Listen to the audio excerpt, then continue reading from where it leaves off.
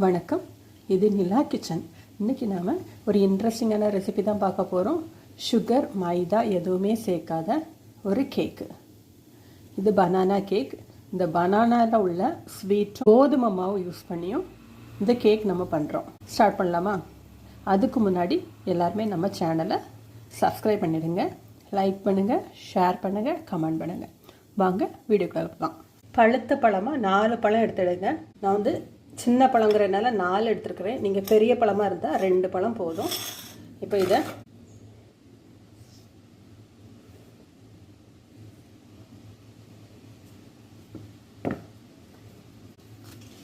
தோல் உரிச்சு உள்ளால சேர்த்துடலாம்.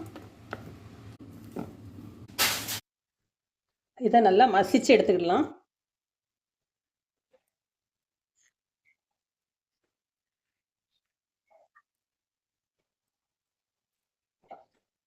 எவ்வளோ முடியுமோ அந்த அளவுக்கு மசிச்செடுங்க.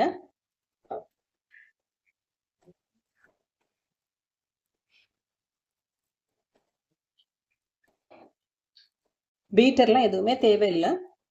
1/2 கப் கோதுமை மாவு, மைதா சேர்க்கலை, கோதுமை சேர்த்துருக்கேன்.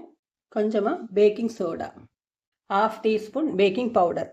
இதை அப்படி சீவ் பண்ணிடலாம். 3 டேபிள் ஸ்பூன் அளவுக்கு ஆயில்,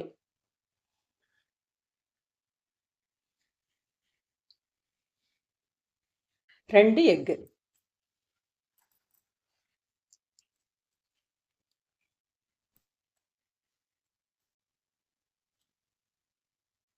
ஒயர் விஸ்க் வச்சு மிக்ஸ் பண்ணிடலாம். இதோட ஒரு 1/4 கப் பால்,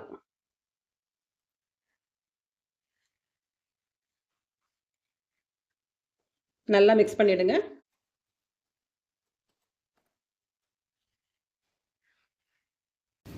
½ teaspoon vanilla essence, 1/4 cup chocolate chips,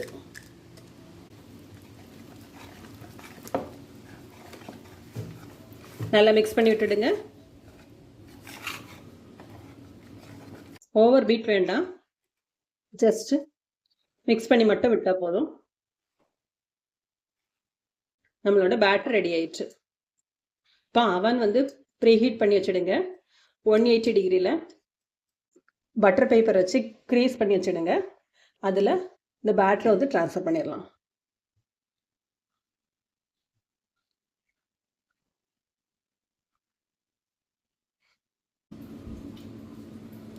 லைட்டாக அப்படி மிக்ஸ் பண்ணி விட்டுட்டிங்கன்னா ஏர் பபிள்ஸ் வந்து பிரேக் ஆயிரும்.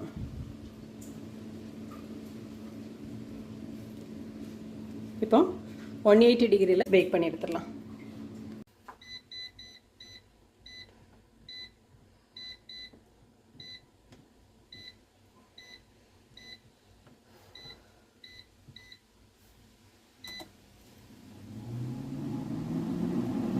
ஒன் 180 டிகிரியில் ஒரு 40 மினிட்ஸ் பேக் பண்ணி எடுத்திங்கன்னா சூப்பரான பனானா கேக் ரெடி ஆயிரும்.